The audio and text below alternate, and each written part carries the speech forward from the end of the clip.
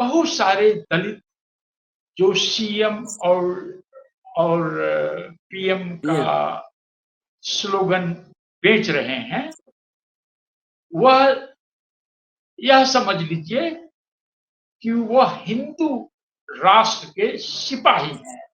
उस पेपर पर दस्तखत करोगे कि नहीं कि आज से भारतीय रिपब्लिक को डिसॉल्व करके पूरी तरह से ट्राई कलर को हटाकर भगवा झंडा नई पार्लियामेंट पर जो है लगा दिया जाए।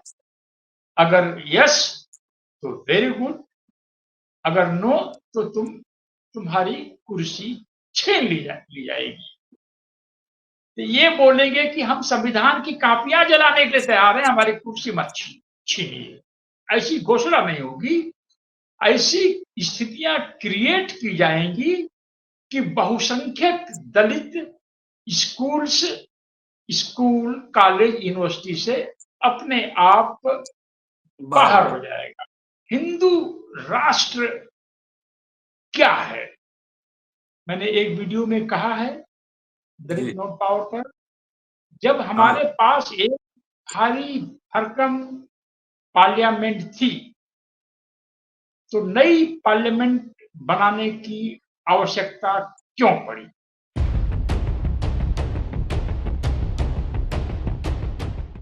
अगर इंडियन रिपब्लिक के सामने हिंदू राष्ट्र खड़ा हो, इंडियन रिपब्लिक बनाम हिंदू राष्ट्र, आप किस ओर खड़े होंगे? किस साइड में रहेंगे? यही आज का यक्ष प्रश्न है। दोस्तों, रतनलाल बोल रहा हूँ और आप देख रहे हैं अम्बेडकर नामा। चलिए थोड़ा-सा इतिहास में लिए चलता हूँ। जब संविधान सभा से संविधान पास हुआ, बहस तो हुई थी काफ़ी, जिसकी चर्चा मैंने कई वीडियो में की है। कई लोग अम्बेडकर के आइडिया से या जवाहरलाल नेहरू के आइडिया से सहमति नहीं रखते थे। बावजूद इसके संविधान सर्वसम्मति से पास हुआ। संविधान सभा के अंदर कोई विरोध नहीं हुआ। लेकिन संविधान सभा के बाहर एक संगठन था जो इस संविधान का विरोध कर रहा था और उस संगठन का आज़ादी में कोई भूमिका नहीं थी, आरएसएस। 4 दिन बाद ही ऑर्गेनाइजर में एक लेख छपा जिसमें कहा गया कि भारतीयता के अनुसार नहीं है, भारतीय जो सिस्टम है उसके हिसाब से नहीं। आरएसएस शुरू से ही हिंदू राष्ट्र की वकालत करता रहा। धीरे-धीरे, धीरे-धीरे हर जगह पैर फैलाते-फैलाते हर पार्टी, हर संगठन में अपने आदमी बैठाते-बैठाते, पहले उनकी पार्टी थी जनसंघ, जनसंघ जो कि इमरजेंसी के बाद सरकार में जो जनता पार्टी की सरकार बनी थी उसका एक घटक था। अटल बिहारी वाजपेयी, लाल कृष्ण आडवाणी उसमें मंत्री थे। उसके बाद 1980 में बीजेपी बनी, भारतीय जनता पार्टी। और आरएसएस ने जो पौधा लगाया था, जो कल्पना की थी हिंदू राष्ट्र बनाने की, धीरे-धीरे फैलते-फैलते अब एक बड़ा वृक्ष का रूप ले चुका है। भारतीय जनता पार्टी भारत में तीसरे टर्म से शासन में है, 15वां साल नरेंद्र मोदी प्राइम मिनिस्टर है। इधर संवैधानिक पदों पर बैठे लोग भी बटोगे तो कटोगे जैसे मुहावरे का इस्तेमाल करते हैं और किसके लिए करते हैं सब पता है। प्रधानमंत्री नरेंद्र मोदी ने अपने लोकसभा के चुनावी अभियान के दौरान सैकड़ों बार अल्पसंख्यकों, खासतौर पर मुसलमानों के बारे में टिप्पणी की, आप सबने सुना है। आज भारत एक ऐसे दोराहे पर खड़ा है जहां पर एक तरफ इंडियन रिपब्लिक और दूसरी तरफ हिंदू राष्ट्र की अवधारणा। आप कहाँ रहेंगे? दलित समाज की क्या भूमिका होगी? चर्चा इसी विषय पर चंद्रभान जी के साथ। चंद्रभान जी पूरी तैयारी के साथ इस एपिसोड में मौजूद हैं। मैंने इनिशियल इंट्रोडक्शन दे दी है। अब प्लेटफ़ॉर्म, मंच सीधे चंद्रभान जी को। स्वागत है चंद्रभान जी, जय Bhim. Thank you doctor Ratanlal Saheb. साहब, यह सर, मेरे लिए गर्व की बात है कि आपके चैनल पर हूँ सर, मैं। क्योंकि मुझे अब पता चल गया है, इस बात का एहसास हो गया है कि जी, हमारे समाज में बहुत अज्ञानता है चीजों को लेकर के, बहुत जी, ज्यादा अज्ञानता है। तो हिंदू राष्ट्र क्या है? मैंने एक वीडियो में कहा है दलित जी, नोट पावर पर, जब हाँ, हमारे पास एक भारी भरकम पार्लियामेंट थी, तो नई पार्लियामेंट बनाने की आवश्यकता क्यों पड़ी? और नई पार्लियामेंट के उद्घाटन में जो साधु संत जिस तरह से सिंगोल के साथ, शामिल हुए, सिंगोल हाँ, के साथ। हाँ, वो साथ-साथ चल रहे थे, हुँ, इंटर कर रहे थे, तो जैसे लगता है कि किसी धार्मिक भवन का उद्घाटन हो रहा है। तो यह बात तो दलित समाज में उसी दिन चली जानी चाहिए कि हिंदू राष्ट्र का उद्घाटन हो चुका है और हुँ, हिंदू राष्ट्र की शकल सूरत क्या होगी। तो मैं जितना भी मेरा ज्ञान है, हो सकता है मेरा ज्ञान भी अधूरा हो, मेरे ज्ञान के हिसाब से हिंदू राष्ट्र का प्राण कास्ट सिस्टम में बसता है। हुँ, हुँ, कास्ट चतुर्वर्ण ऑर्डर ही हिंदू राष्ट्र का हृदय स्थल है और कास्ट ऑर्डर की कोई टेरिटरी नहीं है, कोई जियोग्राफिकल लिमिट नहीं है। व्यक्ति अमेरिका में भी रह करके जातिवादी हो सकता है और इधर चाइना का जो इंडिया में घुसपैठ था, उस पर हिंदू राष्ट्र के किसी भी व्यक्ति को कोई भी तकलीफ, अगर वो हुँ, चंडीगढ़ तक चाइना आ जाए तो भी कोई तकलीफ नहीं होगी क्योंकि हिंदू राष्ट्र का कोई जियोग्राफिकल लिमिट है ही नहीं। कास्ट हुँ, ही इनका राष्ट्र है, कास्ट ऑर्डर इनके हिसाब से बना है, जिसमें जो ट्वाइस बार द्विज का आधिपत्य की हुँ, हेजमोनी और जो 60-70 साल में कांग्रेस के समय जो चेंजेज हो गए हैं, जातियों का जो निश्चित स्थान था, उसमें चेंजेज आ गए हैं। आज हुँ, दलित भी कलेक्टर बन जाता है, दलित भी साइंटिस्ट बन जाता है और दलित भी डॉक्टर बन जाता है। यह दलित की जगह नहीं है। दलित भी यूनिवर्सिटी, कॉलेज जा रहा है, आपकी तरह से दलित भी पीएचडी कर रहा है। यह दलित की जगह नहीं है। तो कैसे, किस तरह से हर जातियों को उनके स्थान पर वापस भेजना ही हिंदू राष्ट्र का की हुँ, शकल और चेहरा होगा। तो अब इसको कुछ उदाहरणों के माध्यम से ये मैं आपके समक्ष रखना चाहूँगा। जी, जो भी जातियों का स्थान बदला है, उसमें एजुकेशन का सेंट्रल सबसे रोल रहा। एकदम। तो अगर एजुकेशन से दलितों को डिनाई किया जाना है, तो इसकी घोषणा नहीं होगी कि आज से दलितों का दाखिला स्कूल और यूनिवर्सिटी और कॉलेज में नहीं होगा। ऐसी घोषणा नहीं होगी। ऐसी स्थितियां क्रिएट की जाएंगी कि बहुसंख्यक दलित स्कूल्स स्कूल, कॉलेज, यूनिवर्सिटी से अपने आप बाहर हो बाहर हो जाए। जाएगा। जैसा कि वो प्रोसेस शुरू हो गया है। तो इस बात का एहसास भी अपने समाज को नहीं हो पा रहा है शायद, कि हिंदू राष्ट्र का उद्घाटन हो गया है हिंदू राष्ट्र इज अनफोल्डिंग, और हुँ, एजुकेशन की सहूलियतें जो थी, फ्रीशिप, स्कॉलरशिप खात्मे के कगार पर है, और नौकरी भी अब खात्मे के कगार पर है। करीब 42 या 44% पोजीशंस पब्लिक सेक्टर में एडहॉक पर हैं, और मेरे असेसमेंट में ये आने वाले 2029 तक 50% या उससे ऊपर पब्लिक सेक्टर में नौकरियां एडहॉक कर जाएंगी। यानी दलितों का पब्लिक सेक्टर में 50% स्थान चला जाएगा। मेरे हिसाब से 10 से ओ 15 ओबीसी का भी प्रतिशत ओबीसी ओबीसी का भी जाएगा ना, एससी, एसटी, ओबीसी सबका जाएगा। ओबीसी के पास तो लाठी-वाठी है, वो अपना काम निकालेगा, उसकी कोई बात नहीं है।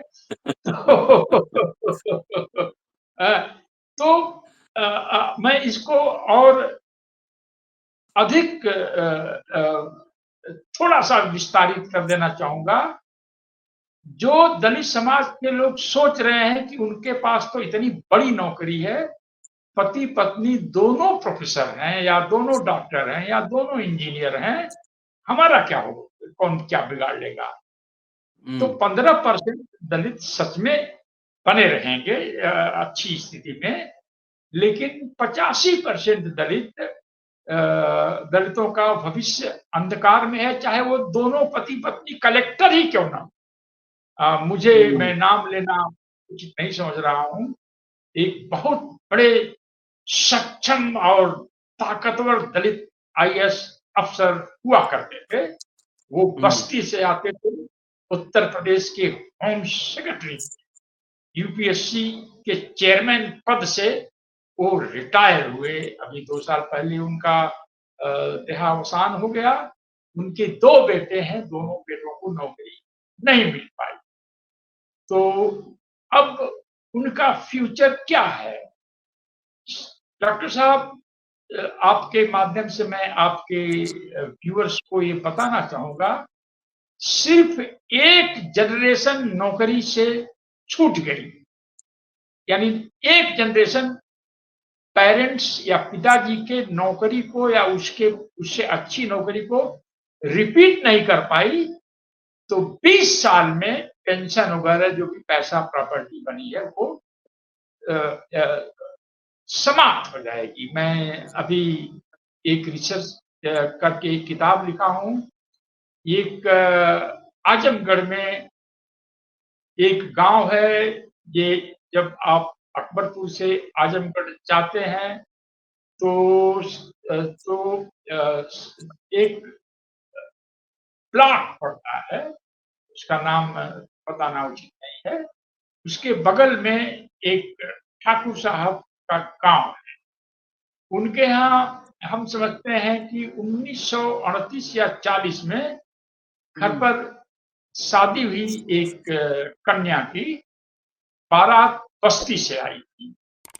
तो उस बारात में 101 हाथी, 101 पतुरिया नाचने वाली, हुँ, 101 अ अ, जनता, यानी अ, प्रजा, दलित वगैरह, और करीब 500 घुड़सवार आए।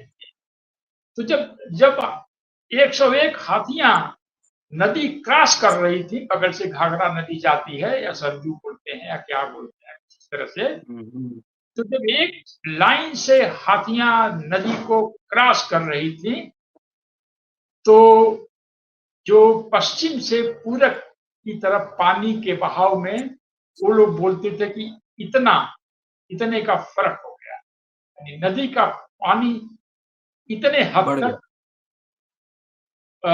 अ कम ऊपर हो चला गया गया। पूरब तरफ। अच्छा, हुँ, अब उनके हम घर गए थे, उन्होंने बड़ी हमारी खातिरदारी करी, हमारी टीम की। अब वहाँ एक नौकर रहता है, उनके परिवार के जो अ, तीसरी जनरेशन के हैं, बहुत ही एस्टेब्लिश्ड वकील हैं, आजमगढ़ शहर में रहते हैं, लेकिन घर द्वार एकदम सूना-सूना पड़ा हुआ है।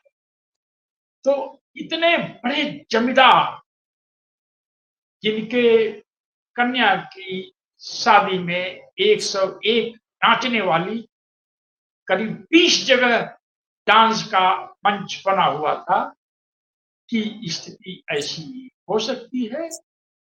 तो दलित समाज में जो लोग बहुत ही बढ़िया पोजीशन में हैं और एक जनरेशन नौकरी से दूर रह गया, तो इनका फ्यूचर क्या है? यही थोड़ा पूरी समराइज करता हूँ, प्लानिंग, उसको समराइज करता यही हूँ। हाँ, पूरी प्लानिंग हिंदू राष्ट्र की है। थोड़ा समराइज करके फिर एक क्वेश्चन देता हूँ। आपका जो कहना है, जो हम समझ पा रहे हैं कि जो दलित, जो मिडिल क्लास कोट टाई वाले लोग बने हैं, ये इंडियन रिपब्लिक की देन है। ठीक है साहब? यस, और हिंदू यस, राष्ट्र में ऐसी परिस्थितियाँ क्रिएट की जा रही हैं, इतने महँगे हो जाएँगे इंजीनियरिंग कॉलेज और मेडिकल कॉलेज, कि बच्चे पढ़ ही नहीं पाएँगे। जब पढ़ेंगे नहीं तो फिर डॉक्टर, इंजीनियर कैसे बनेंगे? आईएएस कोचिंग इतना यस। लाखों लाख में हो जाएगा कि आप कोचिंग जा ही नहीं पाएँगे तो पढ़ेंगे कैसे? तो मिला-जुला के एक डिज़ाइन है, इसमें घोषणा कुछ नहीं होना है। बहरहाल, सवाल ये है कि कांग्रेस के रिजीम, जब पहले आज़ादी के बाद कांग्रेस के अंदर भी एक लेफ्ट गुट होता था, जो अपने सरकार को कटघरे में घेरता था, अपने सरकार को। और एक मैंने वाकया सुना फिरोज गांधी का। फिरोज गांधी जो लाइफ एलआईसी जो नेशनलाइज़ हुआ, शायद उन्हीं के इंटरवेंशन से हुआ। और जवाहरलाल नेहरू को पार्लियामेंट में घेर रहे थे, बैंक वाले इश्यू को लेकर, जो बाद में नेशनलाइज़ेशन हुआ। अभी एक कहानी किसी ने मुझे सुनाई। मेरा सवाल ये है कि अभी जो, जैसे एक हनुमान है बिहार के, चिराग पासवान हैं, चाहे अठावले हैं, चाहे जीतन राम मांझी हैं, सब केंद्र में मंत्री हैं। क्या इन दलित पॉलिटिकल पार्टीज और नेताओं को ये नहीं समझ में आ रहा है, बड़े-बड़े संगठन को ये नहीं समझ में आ रहा है, ये सिस्टम अगर आ जाएगा तो उनका आगे भविष्य क्या होगा? उनके समाज का भविष्य क्या होगा? देखिए, एक फिलॉसफर में, एक विजनरी में और एक सामान्य व्यक्ति में अ, बहुत फ़र्क है। कोई कैबिनेट मिनिस्टर या राष्ट्रपति हो गया इस देश का, मान लीजिए, या प्राइम मिनिस्टर हो गया, तो यह कोई ज़रूरी नहीं है कि उसी पद के हिसाब से वह विजनरी है, या फिलॉसफर। राष्ट्रपति है तो बहुत बड़ा फिलॉसफर है। तो हुँ, ये लोग जो है बहुत छोटे किस्म के लोग हैं, और हुँ, इनको एक बड़ी-सी कुर्सी दे दीजिए, तो जितने लोगों का नाम दिया गया है, इनको अगर कल कह दिया जाए कि आप उस पेपर पर दस्तखत करोगे कि नहीं, कि आज से भारतीय रिपब्लिक को डिसॉल्व करके पूरी तरह से ट्राई कलर को हटाकर भगवा झंडा नई पार्लियामेंट पर जो है लगा दिया जाए। अगर यस, तो वेरी गुड, अगर नो, तो तुम्हारी कुर्सी छीन ली जाएगी। तो ये बोलेंगे कि हम संविधान की कापियां जलाने के लिए तैयार हैं, हमारी कुर्सी मत छीनिए। और अब ये जो कॉपी बातें मैं जल कह जाने रहा के हूँ, बाद नेता कैसे बनेंगे? नेता कैसे बनेंगे फिर वो? हाँ, तो जैसे आप उस दिन मुझसे कह रहे थे ना, आपको एमपी राज्यसभा का एमपी बन जाना चाहिए था। क्या है एमपी एमएलए की पोस्ट हमारे और आपकी? ये बड़ी चीज है, जिनका पॉलिटिकल कैरियर है, जिनका कैरियर है पॉलिटिक्स करना। और अब कैरियर बदलकर इस तरह से रह गया है कि जब भारतीय राज्य और हिंदू राज्य के बीच में युद्ध चल रहा है, तो ये लोग जाकर भारतीय हिंदू राष्ट्र की आर्मी में शामिल हो गए। और मैं डॉक्टर साहब यह भी कहना चाहूँगा कि जो है, बहुत सारे दलित जो सीएम और पीएम का पीएम। स्लोगन बेच रहे हैं, वह यह समझ लीजिए कि वह हिंदू राष्ट्र के सिपाही हैं। और हुँ, उनके साथ क्या किया जाना चाहिए, मैं एक एग्जाम्पल दूँगा। एक समय ऐसा था कि माननीय दिग्विजय सिंह और कांग्रेस के लोगों ने मायावती जी के घर पर नोएडा में प्रदर्शन करने चले गए थे और ऑफ कोर्स सोनिया की आज्ञा के बगैर नहीं गए होंगे। तो वो भूमि अधिग्रहण का मसला था। तो रवीश कुमार ने मुझसे पूछा एनडीटीवी पर कि इस पर आपका क्या कहना है? तो मैंने कहा कि मायावती के खिलाफ प्रदर्शन करना इनका अधिकार है, करना चाहिए। पर जो है वो रामलीला ग्राउंड पर करें, प्रेस क्लब में प्रेस कॉन्फ्रेंस करें, उसके घर पर क्यों गए हैं मायावती के? फिर क्या कहना चाहते हैं? तो मैंने कहा कि मेरे अगर वश में होता तो मैडम सोनिया गांधी को मैं हेलीकॉप्टर में बिठाकर और हेलीकॉप्टर में पत्थर भरकर अरबियन सी में हेलीकॉप्टर को गिरा देता। ये जरूरत है कि एक दलित नेता के घर पर। तो आज दलितों के बीच जो भी सीएम डीएम हम असर्ट कर रहे हैं, हम दलित हैं, हम एक पैरेलल व्यवस्था बनाएंगे, कैप्चर करेंगे पॉलिटिकल पावर पर। तो जब भारतीय गणराज्य का अस्तित्व खतरे में है, हिंदू राष्ट्र की सेना बढ़ती जा रही है, भारतीय रिपब्लिक घायल हो रहा है, ऐसे में इस तरह के दलितों को चुन चुन करके चंदा इकट्ठा कर किया जाए, हेलीकॉप्टर्स में बिठा के, हो सकता है 1000 हेलीकॉप्टर लगे और इन सारे लोगों को इनकी शरीर में पत्थर बांधकर अरबियन सी में फेंक दिया जाए। क्योंकि जब घर का व्यक्ति अपोजिट सेना में शामिल हो जाए, दुनिया में ऐसा हुआ है कि जब एक देश की आर्मी का कोई सिपाही या कोई जनरल दूसरे देश की सेना में शामिल हो गया है।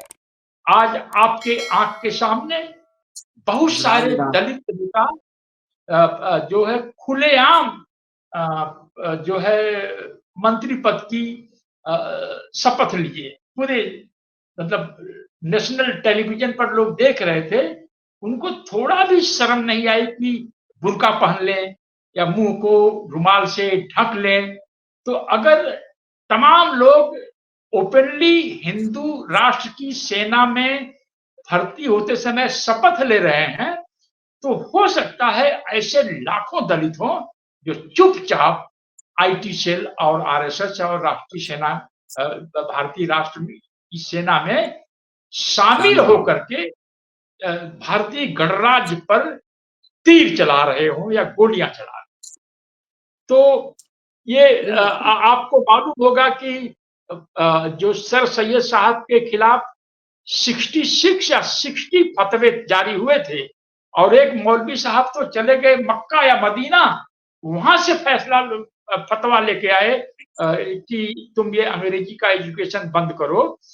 तो हमारे समाज में इस तरह के फतवा इशू करने वाले लोग हिंदू राष्ट्र की सेना में शामिल हो चुके हैं। नहीं तो चंद्रभान जी, एक सवाल तो ये है कि उन नेताओं को उनके जात का लोग भी तो वोट दे रहा है। उनको नहीं समझ, समाज को भी, सिविल सोसाइटी को भी, इतने बड़े-बड़े संगठन हैं, पढ़े-लिखे साहबों का संगठन है, क्या उनकी समझ में ये बात नहीं आ रही कि 20 साल बाद क्या भविष्य होगा? इतने बड़े-बड़े तो ऑफिसर जब हुए, बड़े-बड़े संगठन बनाए। देखिए, समाज है।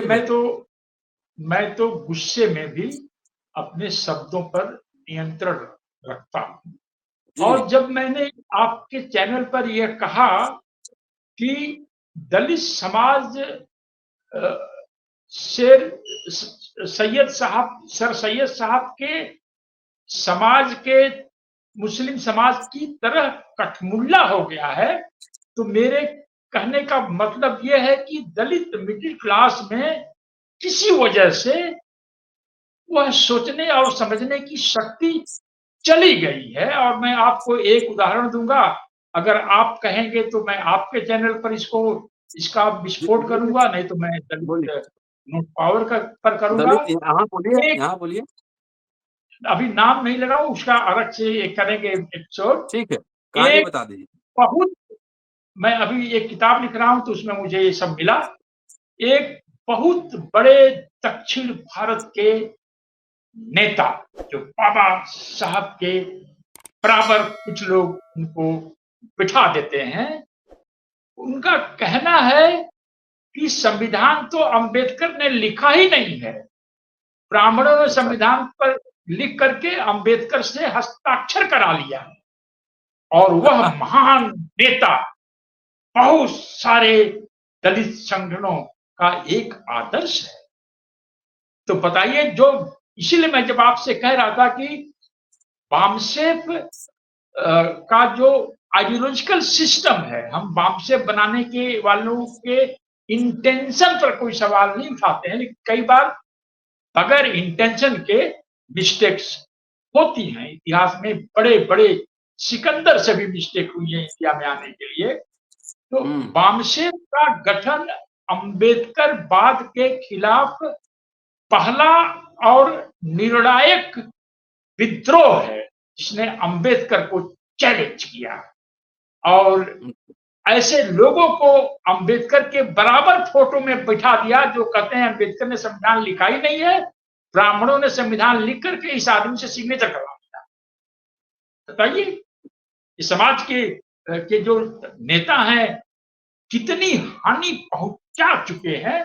और आज जब भारतीय राष्ट्र, जिसको बाबा साहब, नेहरू, तमाम लोगों ने मिलके बनाया है, उसमें वामपंथी भी शामिल रहे।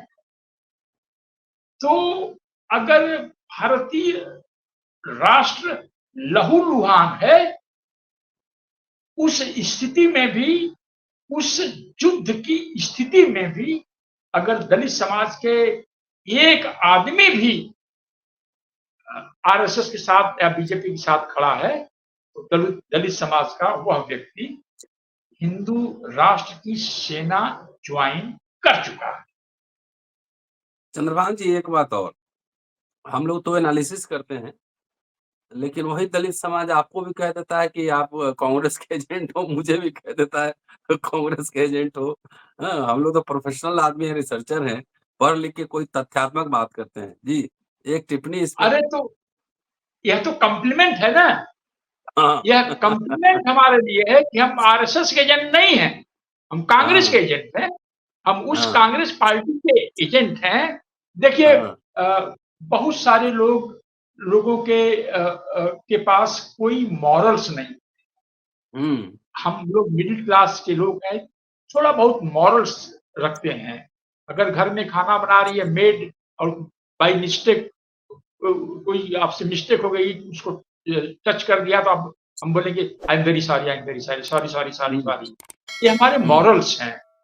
जी, मैंने कुछ बहुत बड़े लोगों को देखा है, उस किताब को हाथ में लेकर चलते हुए, जिस पर लिखा है what Congress and mister Gandhi have done done to for untouchables. हुँ, गांधी और कांग्रेस और मिस्टर गांधी ने अनटचेबल्स के लिए क्या किया, उसमें बाबा साहब अम्बेडकर कांग्रेस की घोर आलोचना करते। पर यह बात किसी आजमगढ़ के आदमी से या दरभंगा के आदमी से आप बता देंगे, तो वो तो छड़ी लेकर खड़ा हो जाएगा, झंडा लेकर के हुँ। जो है गांधी जी के खिलाफ या कांग्रेस के खिलाफ। पर यह नहीं बताया गया कि इस किताब के क्या-क्या किया? छपने क्या-क्या के किया? बाद डॉक्टर अम्बेडकर उस कांग्रेस में मंत्री बन गए। यह तो नहीं बताया गया। तो यस। इसीलिए हमारा समाज इतना इग्नोरेंट है, इतना कंजर्वेटिव है, इतना कठमुल्लापन वाला हो गया है कि आप बताइए, आप इतिहास पढ़िए और उसका ड्रामेटाइजेशन करिए कि किस तरह से बैंकों के राष्ट्रीयकरण के बाद कांग्रेस पार्टी ने का जो प्रो जो है अपर कास्ट प्रो बनिया ला दी थी, कांग्रेस पार्टी से एक्सपेल कर दिया इंदिरा गांधी ने। इंदिरा हम्म। गांधी की राजनीति बाय एक्सीडेंट बच गई और हमने और फिर वो उन्होंने पार्लियामेंट में बाबू जगजीवन राम को अपना जो है प्रेसिडेंट बना करके नई कांग्रेस खड़ी कर ली और पार्लियामेंट में अपनी मेजोरिटी सिद्ध कर ली। और उस बैंक के राष्ट्रीयकरण में बाबा साहब कई बार कहते हैं कि I repeat it is a necessary repetition. हमारे आजमगढ़ में हमारे गांव के बगल में एक दलित बैंक में कैशियर हुए, तो हमारे स्कूल से लोग उनको देखने जा रहे थे। मैं कक्षा 6 में रहूंगा, मैंने कहा भैया मुझे भी ले चलिए, तो बोले कि चलो आपके घर की तरफ से चलेंगे, अपने आपके पिताजी से परमिशन ले लेंगे। तो वहां दोपहर बाद छुट्टी हो गई थी किसी वजह से, तो देखने गए थे कि एक दलित बैंक में कैशियर के चेयर पर बैठा हुआ है, तो कैसा लगता होगा। वहां पर एक लोहे का बॉक्स है, उसमें रुपए भरे हुए हैं, लोग टोकन ले जाकर खड़े होते हैं, तो वो रुपया बांटता है। एक चमार का बेटा बड़े-बड़े जमींदारों को पैसा अपने हाथ से दे रहा है, लोग उसके सामने खड़े हैं पैसे लेने के लिए। जिस तरह से कभी दलित महिलाएं जमींदारों के यहाँ मजदूरी करने के बाद आंचल लेकर के अनाज के लिए खड़ी होती थी, उस तरह से बड़े-बड़े लोग उस दलित कैशियर के सामने खड़े थे। चंद्रभान जी, कोई छोटी वो सारे तो कोई छोटी घटना थी? नहीं, वो सारे तो जितने नौकरी पाए तो सब चमचे ही हो गए। नेता और अब नौकरी। वो तो अब उसको छोड़ दीजिए। बताइए, मैं अभी अपने वाइफ को बता रहा था कि जब इमरजेंसी लागू हुई तो मैं उस समय गोंडा जिले में एक पुलिस स्टेशन है गोसाईगंज, वहाँ मेरे बड़े भाई थाना इंचार्ज थे। तो धरपकड़ शुरू हुई, जो दलितों को परेशान करते थे जमींदार लोग। तो एक बहुत बड़े जमींदार के खिलाफ एफआईआर हो गया और इंदिरा गांधी का जमाना था, इमरजेंसी आ गई थी, तो दलित भी मोर्चा रखने लगे थे। तो मैं वहां पर अपनी आंखों से देख रहा हूँ, भाई साहब ने कहा हमारे की सारी चेयर्स को हटा दो यहाँ पर। आप देखोगे थाने में एक गोल सी जगह होती है, एक ऊपर झोपड़ी बनी होती है कुछ इस टाइप से, और वहां पर 4-5 कुर्सियां होती हैं, थानेदार इंचार्ज इधर बैठता है, उधर आगे पीछे सब सिपाही और बाकी लोग बैठते हैं। तो सब कुर्सियां हटा दो, क्योंकि वह गोंडा का इतना बड़ा जमींदार है कि उसको कुर्सी रहते हुए खड़ा होने के लिए हम कहें तो शायद ठीक नहीं। तो सारी कुर्सियां हटा दी गई और वो आए तो बोले कि ठाकुर साहब आपको सुबह हाजिर होना चाहिए था हमारे यहाँ। तो हम तुरंत ही वारंट बना के भेज देते हैं, आपको भी किले पर से जमानत जाती है, आपको थाने में रहना होगा। वह ठाकुर साहब इतने गिड़गिड़ा रहे थे कि मेरी इज्जत चली जाएगी दरवाजी, जो कुछ भी लेना देना हो करके कर ली। अब कोई मेरे भैया को बोले कि वो चमचा थे, तो आजा मेरे सामने, मैं बताता हूँ। जमींदार को गिरफ्तार किए, हवालात में रखे। रात रखे हवलदार को, रोता रहा वो। मैं कल बीसा बाबू जी से पूछ करके बताऊंगा। अमेरिका में एक बड़ी घटना हुई थी। अमेरिका में एक ब्लैक पुलिस ऑफिसर ने एक व्हाइट क्रिमिनल को गिरफ्तार किया, तो यह खबर अमेरिका के इतिहास की एक बड़ी खबर बन गई कि कुछ ही 100 साल से भी कम पहले जो स्लेव थे, उन्हीं में से किसी का पुत्र पुलिस ऑफिसर बना, और जो स्लेवर थे यानी जो स्लेव के मालिक थे, उन्हीं की संतति के किसी व्हाइट मैन को गिरफ्तार किया। तो हमारे बड़े ब्रदर अकेले तो दरोगा बने नहीं थे, उनके समय तो पूरा बैच रहा होगा 10, 20, 50 लोगों का, शेड्यूल कास्ट के लोगों का। उस समय आईपीएस थे, दलित आईपीएस थे, आईएएस थे, तहसीलदार थे, डिप्टी कलेक्टर थे।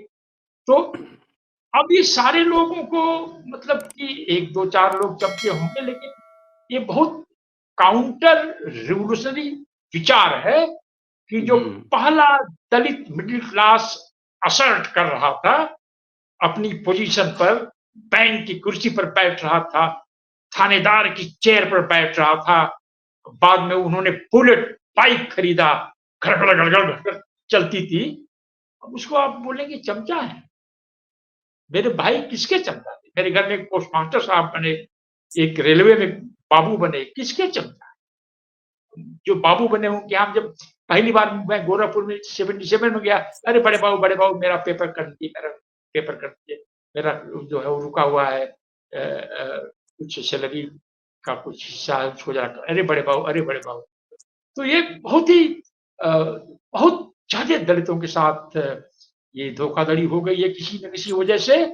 और अगर चलिए भारतीय राष्ट्र पर हिंदू राष्ट्र का यह हमला जारी रहा तो युद्ध में हार जीत होती है, पर सबसे शर्मनाक हार तब होती है जब अपने ही घर से लोग जाकर के अपोजिट सेना में शामिल हो जाते हैं। जी, चलिए गांधी और कांग्रेस ने अछूतों के लिए क्या किया ये तो आपने देखा ही होगा, लेकिन कांग्रेस बड़ी पार्टी है, उसके पास संसाधन है, उनको वाक़ई इसका एक काउंटर आर्गुमेंट लिखना चाहिए था कि कांग्रेस ने अछूतों के लिए क्या-क्या किया। वो उनकी भी ज़िम्मेदारी हम लोग जितना पढ़ते हैं आपसे साझा करते रहते हैं, लेकिन अगर हिंदू राष्ट्र बनाम भारतीय गणराज्य हो, इंडियन रिपब्लिक हो, तो मैं तो इंडियन रिपब्लिक के साथ खड़ा हूँ। आप सोचिए डॉक्टर पूरा साहब वीडियो देखिए। डॉक्टर साहब जी, डॉक्टर साहब 1 मिनट, आधा मिनट और लूँगा। हाँ, कांग्रेस बाबा साहब का संविधान है, बाबा साहब हुँ, के संविधान को कांग्रेस ने लागू किया, इंश्योरेंस वगैरह का सारा सब सलाह बाबा साहब की थी। जिस कांग्रेसी दौर में मेरे बड़े भाई दरोगा हुए, डिप्टी एसपी होकर रिटायर हुए, मैं जेएनयू पढ़ने आया। मेरे परिवार के, मेरी भतीजी के 2 बेटे और उनके हस्बैंड अमेरिका में रहते हैं। उसी कांग्रेसी सिस्टम में पढ़ लिख करके मेरे परिवार के का एक परिवार लंदन में रहता है, अमेरिकन कंपनी के लिए काम करता है। मेरे परिवार से एक जो है ब्रांच जो है बैंगलोर में है, अमेरिकन कंपनी के लिए कंपनी के हेड हैं। मेरी एक कजिन भतीजी बैंक ऑफ अमेरिका में काम करती है, उसके फादर 82 में इंजीनियर बने इंडियन ऑयल कॉर्पोरेशन में। सब लोग चमचे हैं। वो सब विदेशी आज मैं चमचे लंदन में जाऊँ तो मेरे लिए रहने हैं। की जगह है, अमेरिका में जाऊँ तो मेरे लिए रहने की जगह, कनाडा में जाऊँ तो मेरे लिए रहने की जगह है। तो ये जो दलितों की एक फौज तैयार हुई है, जो दलित मिडिल क्लास पैदा हुआ है, यह तो फर्स्ट सेकंड जनरेशन के लोग जो गवर्नमेंट में घुसे हैं, तब जाकर के अब लोग प्राइवेट सेक्टर में जगह अपनी जी, बना रहे हैं। जी। चलिए, शुक्रिया चंद्रपाल जी। और दोस्तों ये बहुत शानदार बहस है, इसको ज़्यादा से ज़्यादा देखिए और इसको फैलाइए कि जब हिंदू राष्ट्र बनाम भारतीय गणराज्य हो, तो उस समय दलित समाज की क्या भूमिका होनी चाहिए। चंद्रपाल जी ने बहुत महत्वपूर्ण लाइनें कही हैं इसमें कि हिंदू राष्ट्र का मतलब कोई भौगोलिक सीमा नहीं, ये कहीं भी हो सकता है। इसका मतलब है कि जातियों का बना रहना, चाहे आप चंद्रमा पे ही क्यों नहीं चले जाएँ। शुक्रिया, देखते रहिए अम्बेडकर नामा। शुक्रिया चंद्रपाल। शुक्रिया, थैंक यू डॉक्टर साहब।